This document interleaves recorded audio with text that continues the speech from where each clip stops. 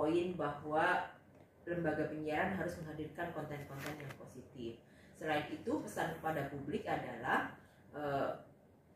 contoh yang baik dari korban, keluarga korban, dan orang-orang terdekat korban untuk segera melaporkan kasus ini kepada yang berwajib.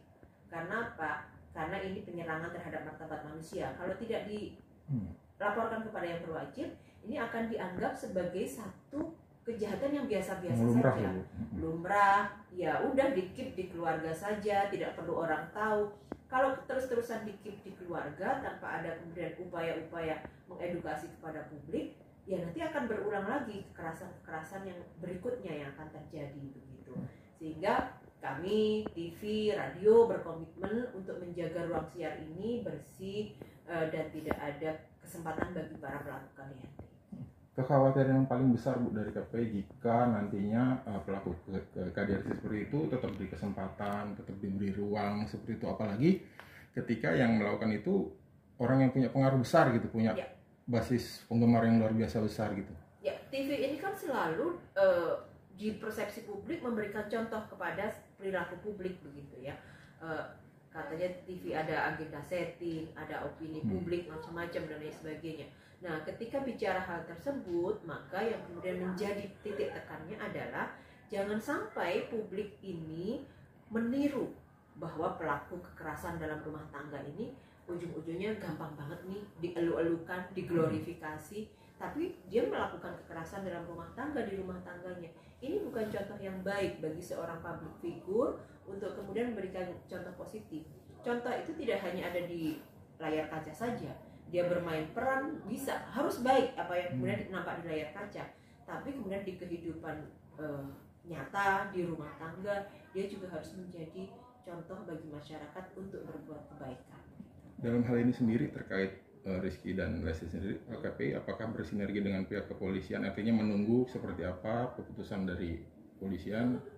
Ya, tentu Komisi Penyiaran Indonesia menghormati penuh proses yang berjalan di kepolisian. Kita menghormati seluruh mekanisme dan prosedur akan berjalan sebagaimana mestinya. KPI tentu tugasnya adalah mengawasi penyiaran yang ada di Indonesia. Apa yang kemudian tampil di layar kaca itu menjadi objek penyiaran kita. Kalau kemudian tidak memberikan edukasi dan informasi yang layak bagi publik, maka kemudian bagi kami diberikan kewenangan untuk memberikan sanksi kepada lembaga penyiaran. Bu, kemarin itu yang dari Instagram KPI yang awal itu kan luar biasa viral juga, ketika itu akhirnya dia lagi pas banget viral KDRT, Bu Nuning muncul dengan pernyataan itu, dan kemudian nanti apakah nanti ada imbauan resmi dalam arti tertulis kepada TV? Begini, kalau saya bicara persoalan resmi atau tidak resmi, secara eksplisit memang tidak ditulis di pasal-pasal P3 SPS itu berkaitan dengan KPI melarang, memboikot dan lain sebagainya, tidak ada. Tapi yang jauh lebih substansi adalah di Undang-Undang Penyiaran yang tadi saya sampaikan. Fungsi penyiaran itu adalah mengedukasi, menginformasi, kontrol sosial dan lain sebagainya. Ini salah satunya adalah kontrol sosial. Kalau tidak dikontrol melalui media penyiaran, tentunya ini akan merebak sebagai satu perilaku yang biasa, yang lumrah tadi.